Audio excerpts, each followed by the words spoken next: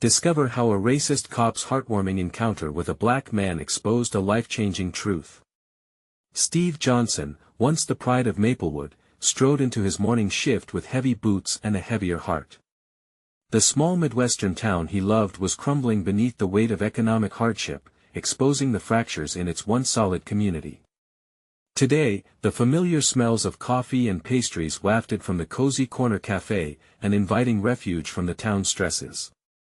But even here, like a thick fog, the lingering tension of racial divide hung in the air, waiting to ignite. As he parked his patrol car outside, he spotted Marcus Jones, the town's beloved barber, calm yet visibly perturbed. Dressed in a crisp apron, Marcus was entangled in a heated argument with a regular customer who had crossed a line. When Steve heard the rising voices, his gut tightened. He stepped in, badge glinting under the cafe's warm lights. "What is going on here?" Steve's voice sliced through the conversation like a knife. The patron stopped, eyes wide, feeling the weight of the moment. But Marcus, whose heart was as big as his smile, stood tall. "Just talking about the importance of supporting our community, Officer Steve. It's not just about haircuts, it's about dignity." The word stung. Wasn't this the very principle Steve had built his career on? But here he was, facing his own biases. He felt his face flush, struggling against a feeling he hadn't confronted in years. "We can't all just," he began, but Marcus cut him off. "That's just it, Steve. We can't ignore the inequalities that are tearing us apart." His voice rang like a bell, awakening something deep inside Steve. The cafe patrons shifted, sharing glances that spoke of shared histories and unspoken regrets. Voices from the crowd whispered they remembered when Steve was their protector, not just a man in a uniform. Just then, a familiar voice piped up from the back. "It's true. We all deserve respect." Old Jack, a grizzled war veteran, added his 2 cents, while nodding in agreement. The tension mounted, crackling like static in the air. Steve's grip tightened around a nearby chair, his knuckles turning white. This wasn't just a conversation, it was a confrontation, and he was at the center of it. "Before we continue, I need to let you know about something important that's happening. YouTube has been making changes to the system and many people are losing notifications from channels they follow. If you're enjoying the content, hit that bell and mark all notifications so you don't miss the next videos. And if you can drop a like, it really helps me with reach. Seriously, it makes a difference. Oh, let me know in the comments where you're watching from. I'm always curious to know who's on the other side of the screen." Now let's continue. As the cafe erupted into passionate debate, voices rose and fell like waves crashing. Marcus, unwavering, spoke about family values, hard work, and community support. Each word hit Steve like a fist, echoing his own beliefs back at him, yet revealing how far he had strayed from them. The tension crested until it became unbearable. A sense of solidarity bloomed around Marcus, a stark contrast to Steve's isolation. Suddenly, the universe seemed to narrow down to just the 2 men.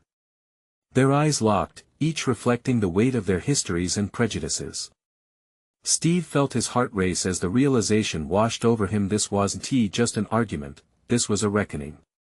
Stripped of titles, badges, and expectations, they stood as 2 men, imperfect but real. The silence that followed crackled with the possibility of connection. But the moment hung unsaid, leaving the audience suspended between hope and uncertainty, wondering what lay ahead for Steve and Marcus, and ultimately for Maplewood. Would they find common ground, or would the chasm between them only grow wider? The cafe buzzed with tension and a flicker of hope as those gathered silently waited for Steve's response. He felt time stretch, the weight of the words exchanged pressing on his chest. His mind raced with thoughts, memories of past encounters that had shaped his views. Each recollection came crashing back, a relentless tide washing over him. Finally, he broke the silence. "You're right, Marcus. I've been so focused on what I thought was right that I've ignored the reality others live. I used to care." His voice cracked, a dam of emotion nearly bursting. He glanced at the crowd, hundreds of eyes searching, waiting for him to say something that would bridge their divides. Maybe I've worn this badge too long, thinking it made me better than anyone else, he continued, glancing down at his uniform. But the truth is, it's supposed to help people, not divide them.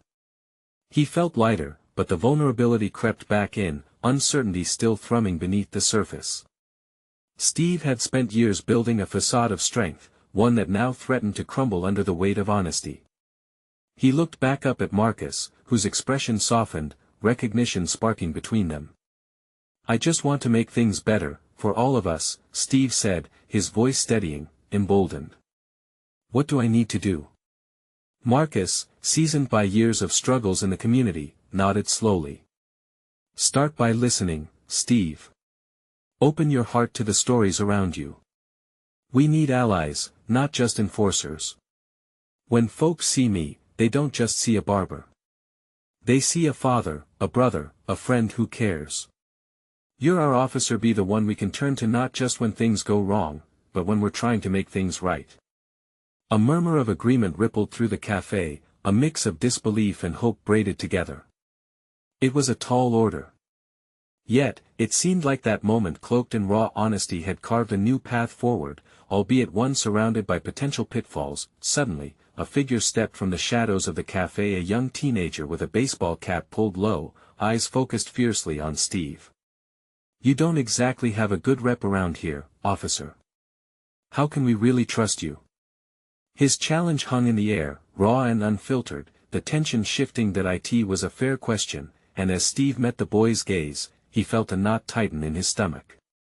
He wasn't just speaking to the adults in the room, this was the next generation he needed to reach. "I understand I've messed up. I want to prove I can be different. Will you give me a chance?" The boy's eyes narrowed, processing this unfamiliar vulnerability. But before he could respond, old Jack interjected. "Change doesn't come easy, son. It takes time, but we gotta start somewhere, huh?" As the word settled, the cafe buzzed again, this time with a sense of possibility.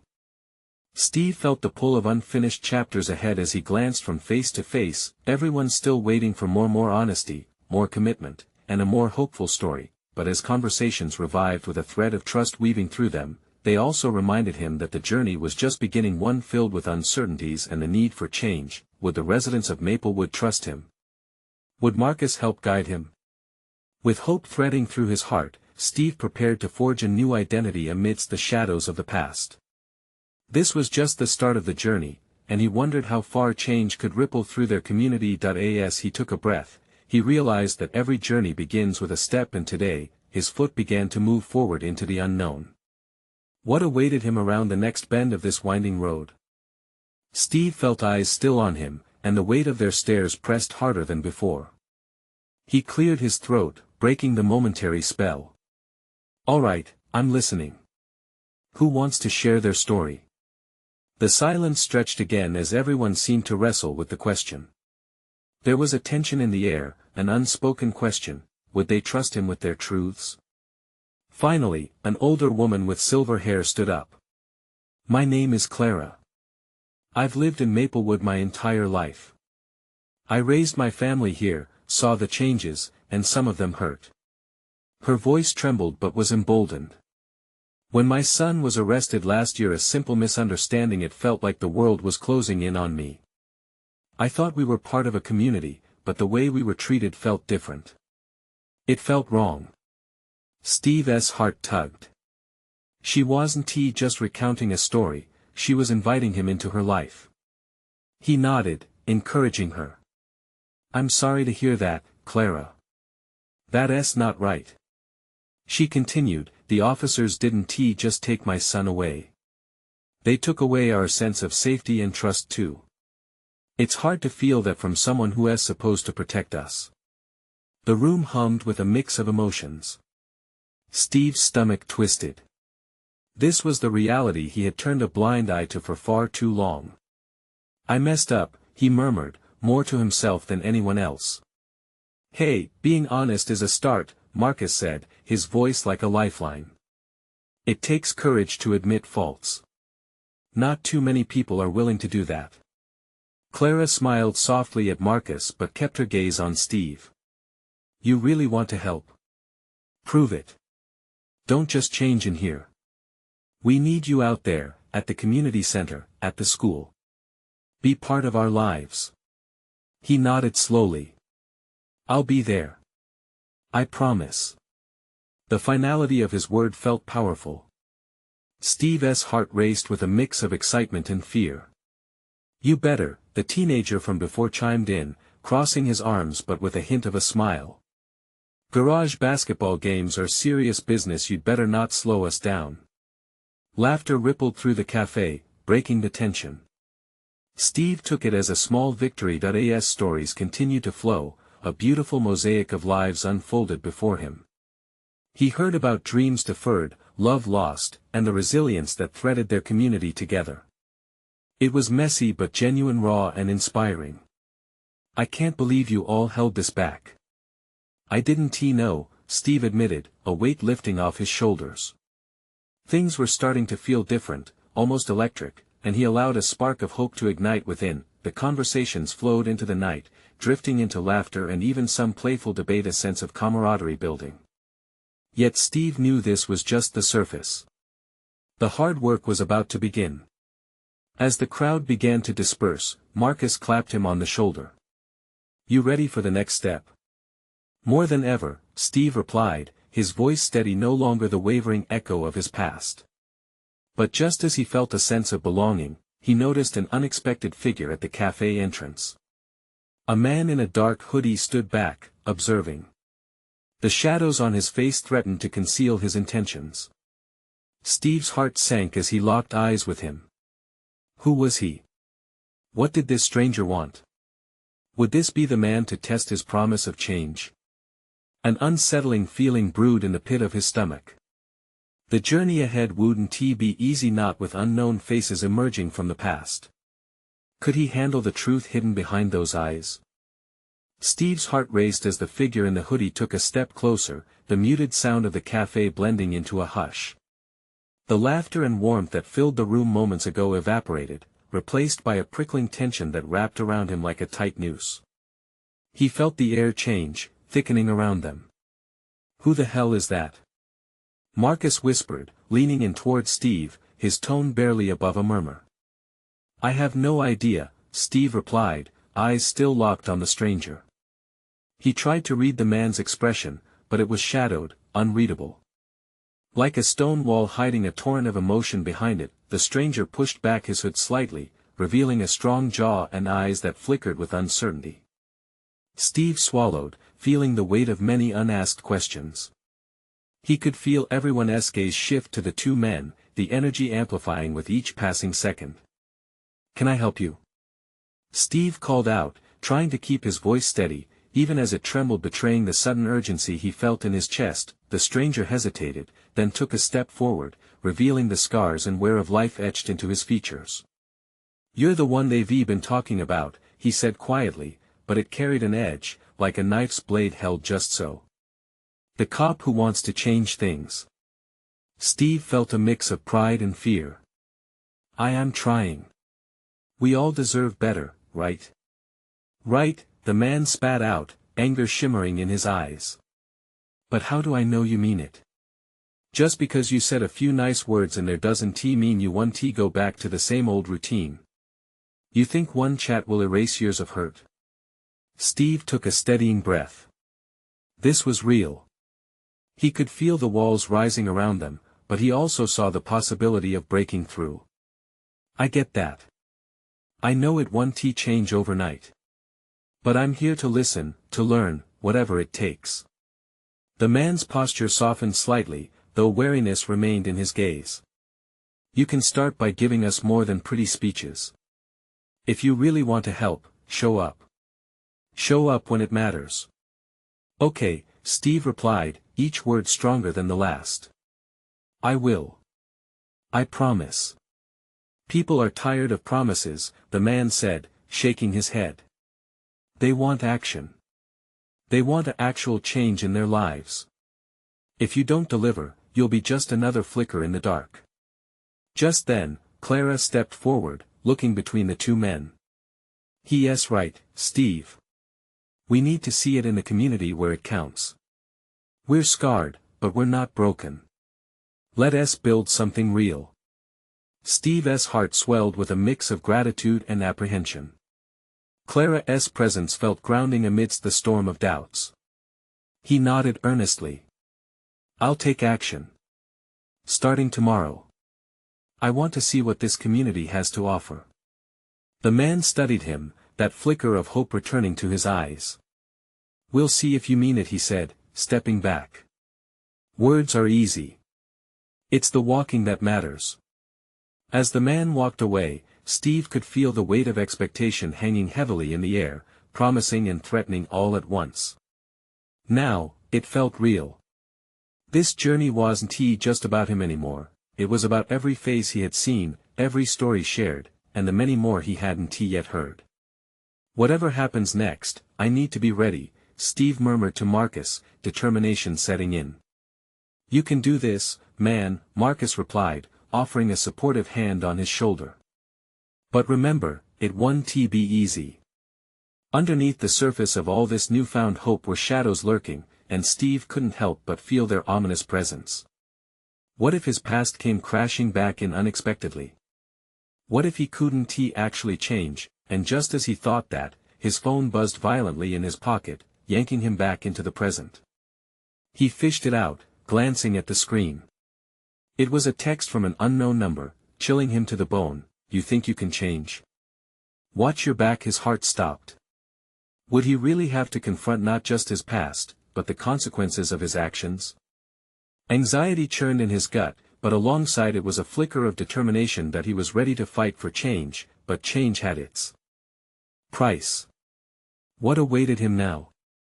Steve stood frozen for a moment, the buzzing of his phone fading into an unsettling silence. The world around him blurred, voices became a distant hum, and the faces of the cafe patrons melted away. All he could focus on was that chilling text. Steve, you all right? Marcus took a step closer, concern etched across his face.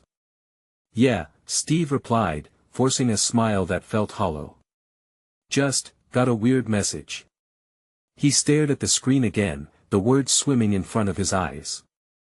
How could someone know? He hadn't made any public declarations. Did they really believe he could change?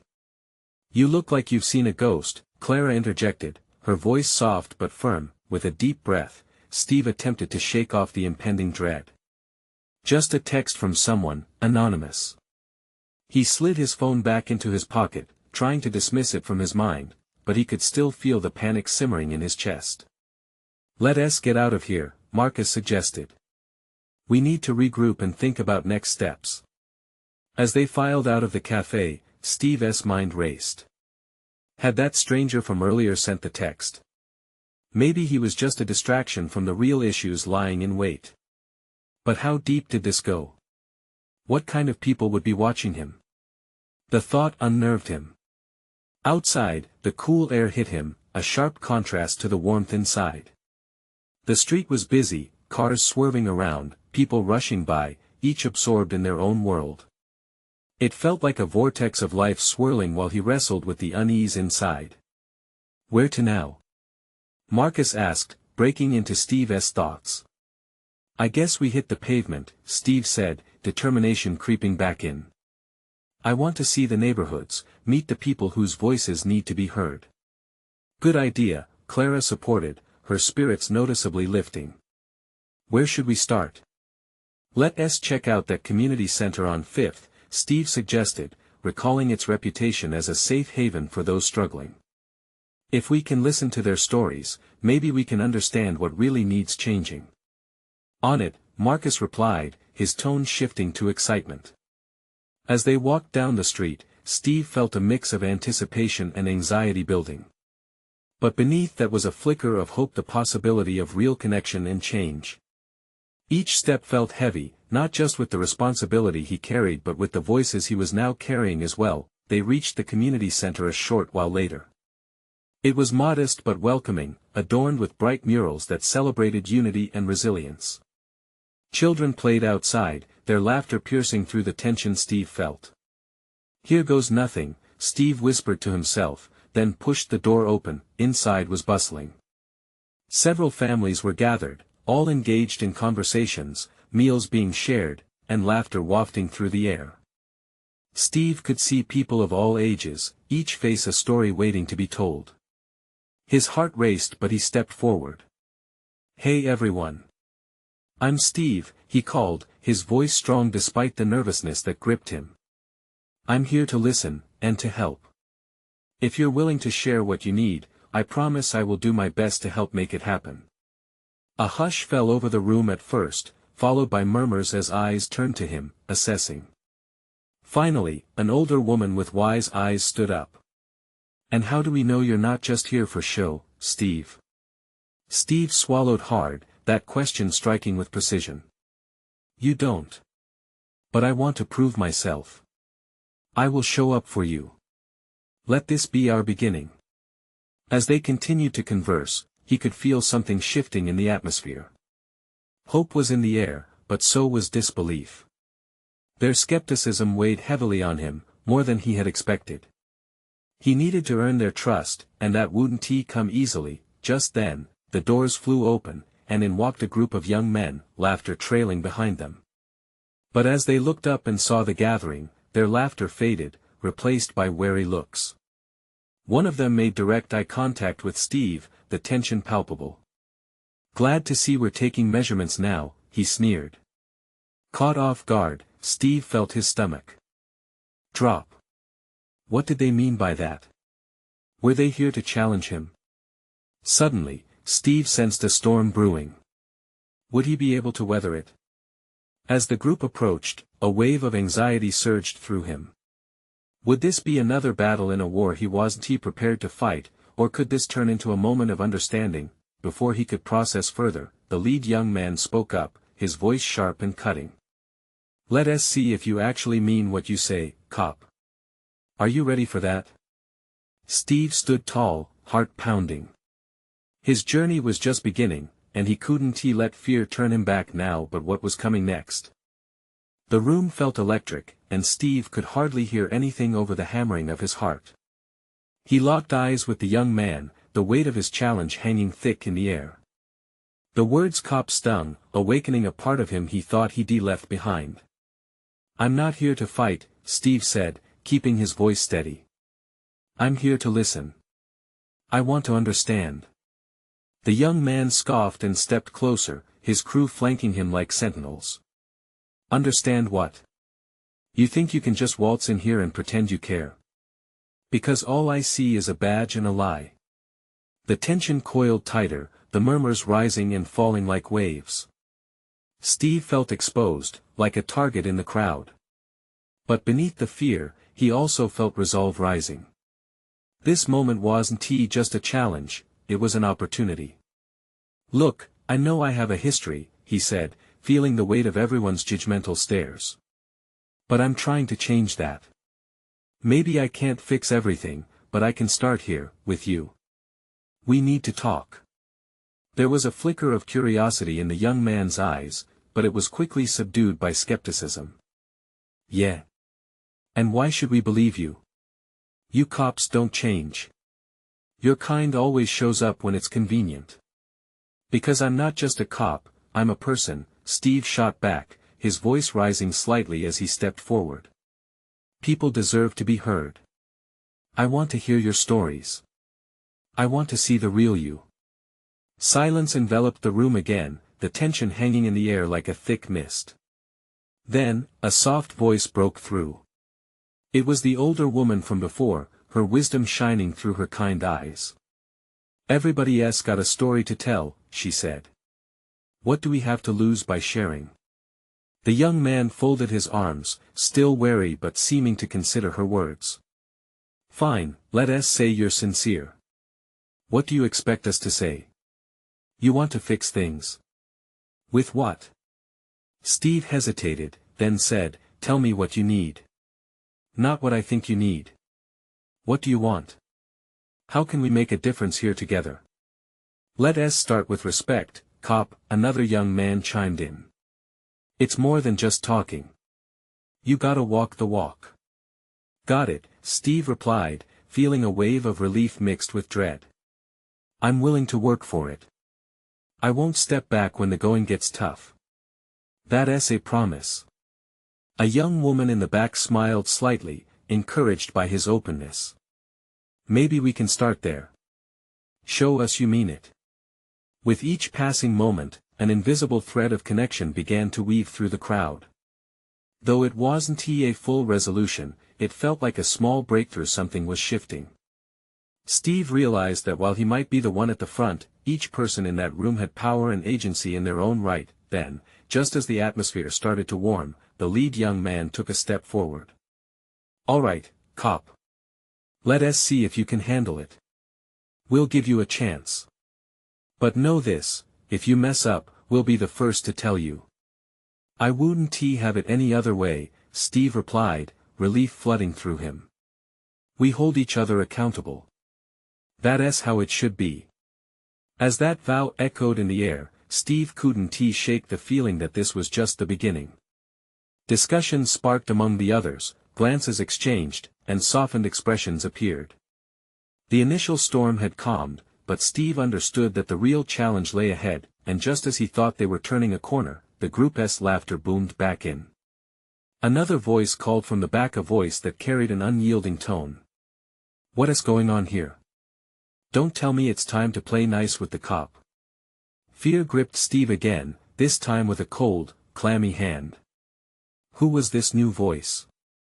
Was it yet another barrier to break down, or was it the spark that would ignite the next wave of confrontation? As anticipation crackled in the air, Steve took a deep breath, ready to face whatever came next. The voice came again, sharper and filled with an unmistakable challenge. A tall figure stepped forward, breaking the cautious camaraderie that had brewed in the room. He was lean, dressed in a black hoodie, with his arms crossed in defiance. The young man's eyes were narrowed, and a slight curl of skepticism danced on his lips. Steve's instinct was to retreat, but he forced his feet to remain planted. I'm here to talk, he said, struggling to keep the tremor out of his voice. I'm here to listen, not to judge. Listen. The newcomer scoffed. What do you know about listening? You wear that badge like a shield, and we all know what it represents. It represents distrust. Violence. It represents fear. Steve interrupted softly. He could see anger swirling in the young man's eyes. That's what I'm trying to understand. Your fear, it's real. I can see that. I want to hear your side. A ripple of surprise spread through the room. Was he really breaking through, or simply stepping into deeper water? The skeptical young man paused for a moment, studying Steve's expression for signs of deception. What does that mean, cop? You expect us to just spill our guts because you say you want to listen? I don't expect anything. I can't. But I promise you, I'm here, ready to hear your story. Even if it's not what I want to hear, Steve explained, his heart racing. The tension dissolved slightly as the lead young man's shoulders relaxed, but he wasn't ready to step down. Tell us something real about you first, he challenged. What's your truth? Steve took a breath, the kind that filled the chest with both hope and dread. He felt the pulse of the crowd, the weight of their expectation. I've made mistakes. I've seen how my actions as a cop have hurt people. There was a time when I thought my uniform made me infallible. But I was wrong. I hurt my own family in my pursuit of doing what was right. Gasps rippled through the crowd, and for the first time, Steve saw faces soften with the flickering glow of shared humanity. The lead young man quirked an eyebrow. So, how do you fix that? I start by standing right here, facing you. Steve gestured to the group. And I listen. I learn. I want to be a part of the solution. Not just a badge that shows up when things go wrong. What could you bring that would actually make a difference? A young woman piped up, her eyes scanning the room for support. Words don't cut it, you know. I understand that. I want to do it differently. What if I could help create spaces, workshops, community initiatives, things that would genuinely give people a voice. Something real, cop. Not just community service, the hoodie-clad young man challenged again, still uneasy yet intrigued. What you're promising sounds like more speeches to me. Steve nodded slowly, eager to understand what actions were necessary beyond words. You're right. I have no idea what it's like to live your life. I need you to guide me, he said, his sincerity slicing through the air. What if we let you in? But only on one condition: you really have to show us you care when it gets tough. The crowd nodded in agreement, an unspoken alliance beginning to form against the backdrop of shared disappointment. Deal, Steve said, heart hammering but filled with determination. As they began to discuss practical ideas, Steve noticed the initial spark of hope lighting within the group. But just as the conversation picked up momentum, the door swung open again, bringing in another wave of uncertainty. A man strode in with an impatient expression, his eyes scanning the room with a chilling intensity. Did I just hear the words cop and understanding? He barked, eyebrows raised in disapproval. Man, this better not be some kind of setup. Instinctively, Steve felt the weight of the room shift again. What would this new figure bring to the conversation? Would he douse the fragile flames of trust just beginning to flicker? The tension hung heavy in the air once more as everyone looked towards him, awaiting his next move. Steve's heart raced as he fixed his gaze on the man who just walked in, feeling the collective breath of the group catch in their throats. The newcomer was imposing, with muscles bulging beneath his fitted shirt, but it was his presence that drew unsettling attention. He was clearly a part of the community, an anchor in their struggle, but his face was twisted in skepticism. "What is your name?" the man demanded, eyes locked on Steve, demanding respect. "Steve," he replied, hoping his voice would convey both strength and sincerity. "I want to understand where you're coming from." The man scoffed, crossing his arms tightly over his chest. "You think you're some kind of hero for stepping in and pretending to care? You got a badge, sure, but you don't know anything about our lives." His voice rose, warming to the crescendo of indignation. "You think talking is gonna change the world?" "Maybe," Steve offered softly, taking a small step forward, "but I can't just walk away without trying. I need you to help me understand, help us work through this." "Why would I help you?"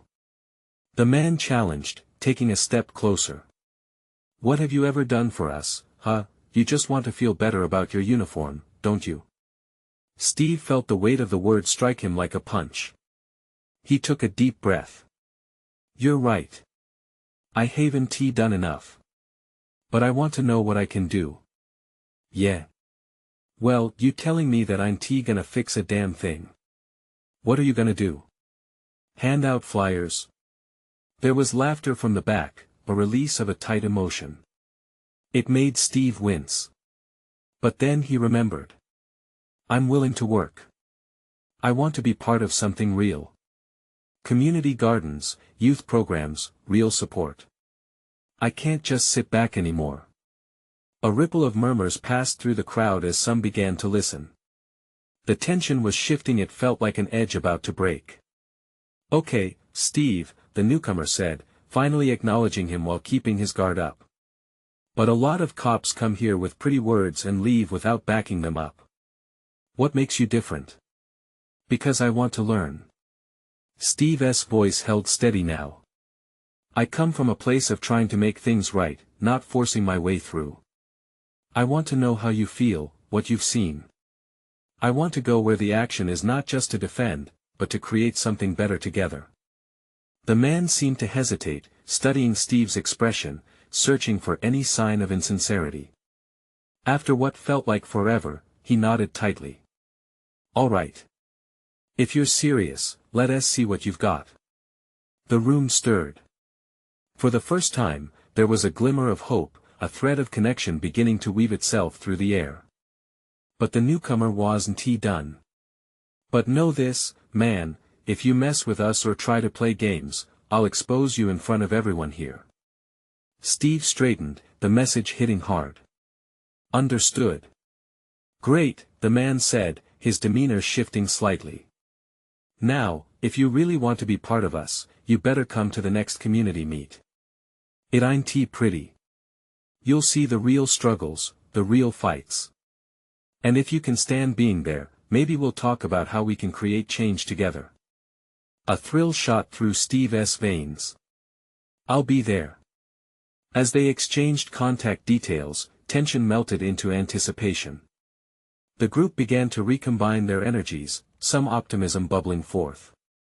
But Steve knew the battle had just begun. Suddenly, the newcomer turned and shot one last probing look at Steve.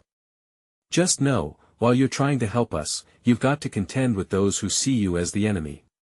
And they're not just going to disappear." Steve's stomach dropped. The tension had shifted again, but this time towards something deeper.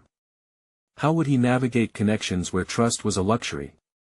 How would he face the reality of duality in his role? With the air heavy with unanswered questions and the fragile beginnings of alliances forming, Steve took a breath, looking at all the faces around him.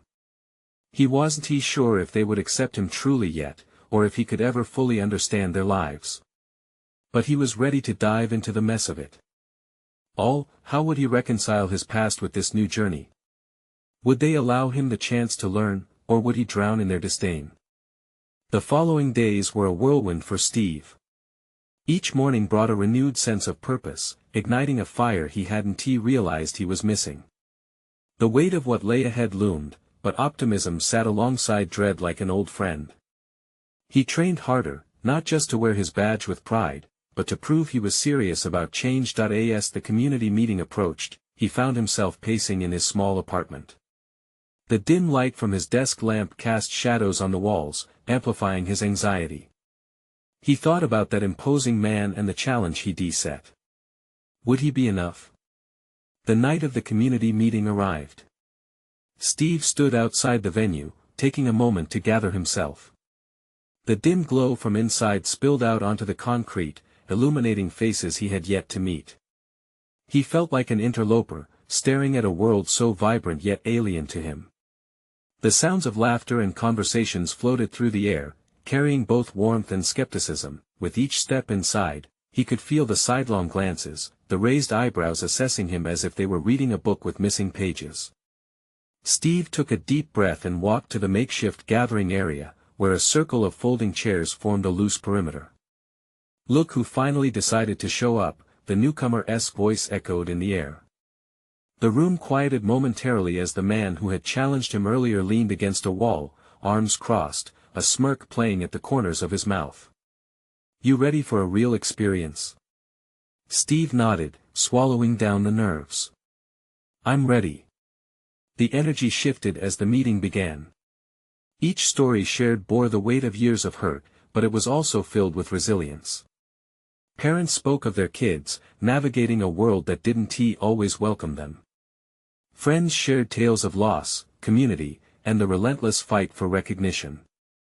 Steve listened, absorbing every word, every emotion. He felt overwhelmed, and yet, a part of him resonated with their struggle. "Steve," the man called from across the circle, "tell us why you're here." His heartbeat quickened.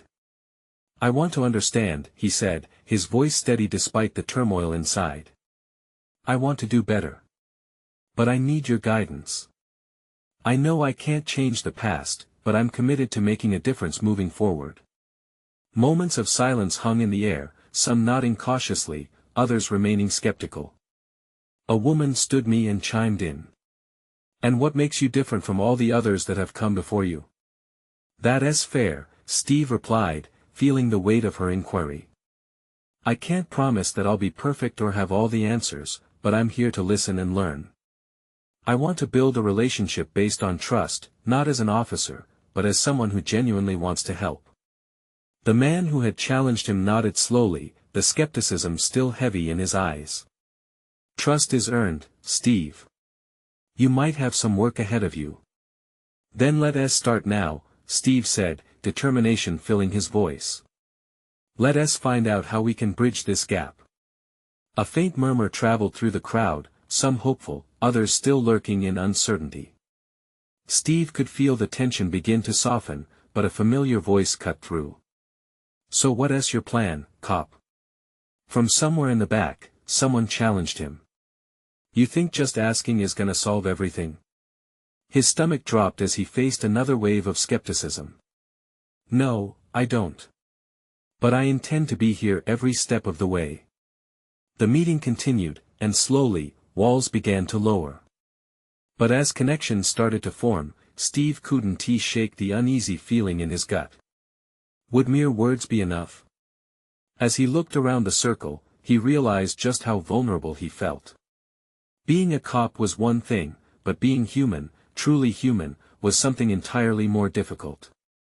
With the fragile threads of connection weaving through the room, he couldn't help but wonder if he'd been right to step into this world. Was he about to uncover a life-changing truth, or was he making a monumental mistake? As the meeting concluded, the man approached him once more. "You might have taken the first step, but the road ahead is long and filled with potholes. Are you ready for the journey?" Steve took a deep breath, knowing this was only the beginning. "I'm all in." But little did he know, the very next day would bring a revelation that would turn his world upside down. The morning sun broke through the clouds, painting Maplewood in shades of gold. But for Steve, the warmth did little to ease the storm brewing inside him. He stood at the doorstep of the community center, heart racing. Today was the day. A day he promised to take real action. He was ready to listen, ready to understand, but would the community welcome him? As he opened the door, the familiar sounds of life echoed inside. Children played, laughter bounced off the walls, and a sense of hustle filled the air. But amidst this comfort, there was still tension, a silent discourse of doubt casting shadows over Steve's resolve. The crowd, a mix of hopeful families and wary individuals, turned to assess him. He held back an instinct to retreat. Instead, he steeled himself, stepping forward. "Hey everyone. I'm here because I want to help, really help. But I need to know what it is you want from me and how we can make a change together," he declared, his voice growing stronger. The eyes of the crowd searched his face, glimmers of curiosity battling skepticism. "Change takes time, officer," spoke Clara, her tone even yet filled with power. "What we need to see is commitment, something real." Steve nodded, taking her words to heart. "I understand. I'm here for the long haul. I want to attend meetings, engage, and truly be part of this community. I want to be someone you can depend on."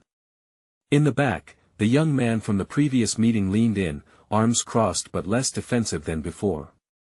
"Okay, let us test that. We've got issues, real issues that impact our daily lives. So, let us talk about distractions, about the things we need fixing. Are you in?" "I am," Steve replied, feeling the weight of their anticipation. "Let us work on projects that matter to you, let us prioritize what you need right now." As he spoke, he watched faces soften, expressions shifting from suspicion to something resembling hope. Old Jack stood up, his grizzled voice breaking through the buzz. "We need more community programs for kids, officer. They're bored, restless, and have nowhere to turn." Steve glanced around. "I'll help organize after-school activities. Tutors, sports, anything to keep our kids active and engaged. We can build something lasting." A mix of nods and murmurs flitted through the crowd, they were warming. The young woman chimed in, "And more outreach. People need to see officers outside of badges. They need to know they're safe." The young man spoke again, "Okay, but words only go so far. When push comes to shove, will you show up? Can we trust you?" Steve replied with certainty, "I'll be here whenever you need me. I'm committed. We can make a difference together." Just as a sense of camaraderie began to grow, the door burst open. The man from the previous meeting, the skeptic in black, stepped inside with a determined expression. The room quieted in an instant, all eyes on him. "Let me be clear for everyone here," he began, voice low and steady. "Just because you say you want change doesn't mean anyone believes you. You gotta prove it by being part of the fight. You want to change perceptions and lifestyles? We'll need to roll up our sleeves.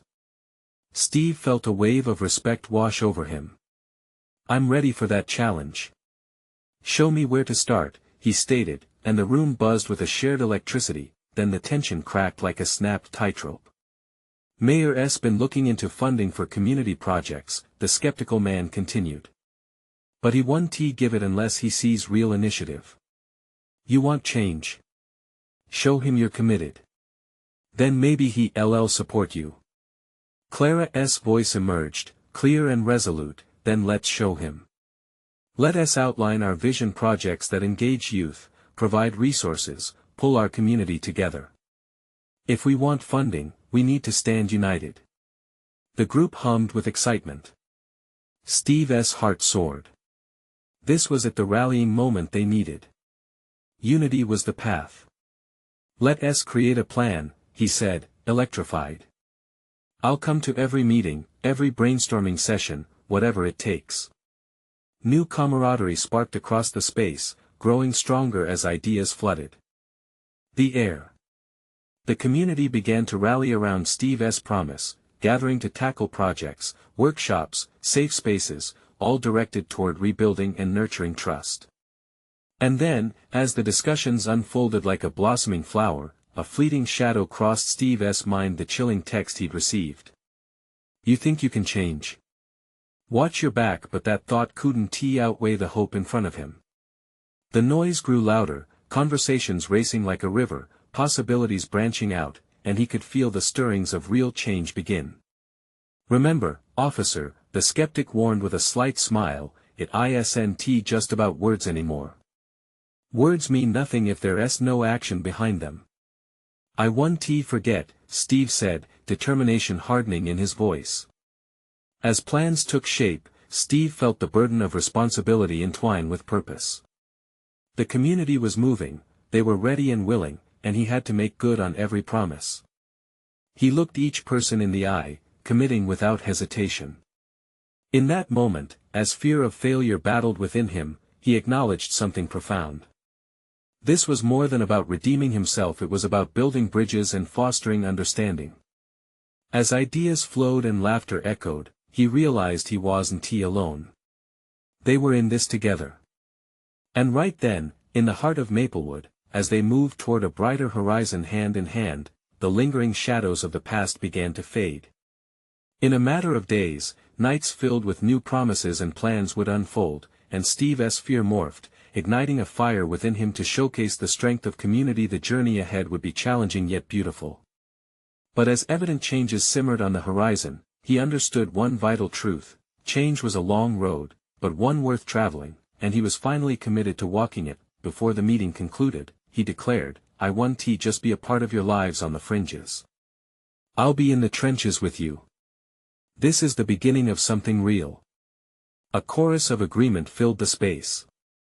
The community was ready. And so was he. And as Steve left that day, a dawning light crept into his heart. He was determined to walk the path of solidarity, allowing not just determination but true hope to guide him forward. This was his moment. This was their moment. Now, it was time to make it happen. Don't wait a moment longer. Subscribe immediately to the channel so you don't miss the next exclusive stories. Leave a like now to feed the algorithm. The power is in your hands. Comment with your reactions and feelings about this inspiring ending, and above all, share instantly this video with at least 5 friends who need to see this transformation. You need to subscribe now. This is the moment to show your support. Don't wait not even one more second to share. Only true fans understand the importance of backing the journey of change.